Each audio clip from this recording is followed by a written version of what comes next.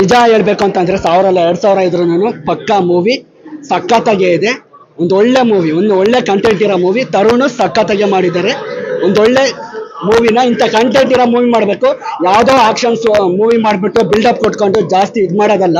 But ಇಂಥ content ಇರೋ movie ಮಾಡಿದ್ರೆ ನಮ್ಮ ಮಣ್ಣಿನ ಜನಕ್ಕೆ, ನಮ್ಮ ಮಣ್ಣಿನ ರೈತರಿಗೆ ಸಖತ್ತಾಗೇನೆ ಇದು ಹೊಂದ್ಕೊಳ್ಳುತ್ತೆ. ಇದು ಒಂದು ಒಳ್ಳೆ ಮೆಸೇಜ್ ಕೊಡುತ್ತೆ ಸಮಾಜಕ್ಕೆ. ಯಾವ್ಯಾವ ಥರನೂ ಆಕ್ಷನ್ ಮೂವೀಸ್ ಎಲ್ಲ ಮಾಡಿಬಿಟ್ಟು ಸುಮ್ಮನೆ ಬಿಲ್ಡಪ್ಗೆ ಅಷ್ಟು ಕೋಟಿ ಇಷ್ಟು ಕೋಟಿ ಅಂತ ಇದು ಮಾಡೋದಲ್ಲ. ಇಂಥ ಒಳ್ಳೆ ಕಂಟೆಂಟ್ ಮೂವಿ ಮಾಡಿದರೆ ಜನಗಳಿಗೆ ರೀಚ್ ಆಗುತ್ತೆ.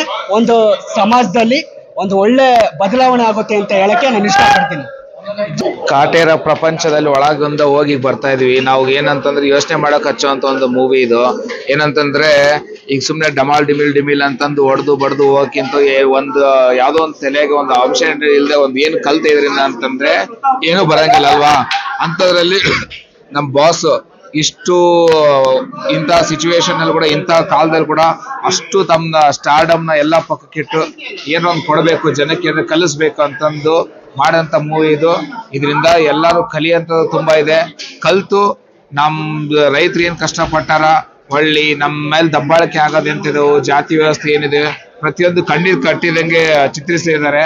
ಸೊ ಅದನ್ನೆಲ್ಲ ನೋಡಿ ಕಲ್ಕೊಂಡು ನಾವು ಏನಂತಂದ್ರೆ ಯಾವತ್ತು ಒಂದು ನೆನ್ಪಿಡ್ಕೋಬೇಕು, ಯಾವುದು ಮೇಲ್ ಜಾತಿ ಕೀಳ್ ಜಾತಿ ಅಂತೆಲ್ಲ ಇರೋದು ಒಂದೇ ಮನುಷ್ಯ ಜಾತಿ ಅನ್ನೋದನ್ನ, ಮಾನವ ಜಾತಿ ಅನ್ನೋದನ್ನ ಮನದಟ್ಟು ಮಾಡುವಂತ ಸಿನಿಮಾ ಒಂದು ಕಟ್ಕೊಡ್ರಿ ಈ ಚಿತ್ರತಂಡ. ಜೈ ಡಿ ಬಾಸ್.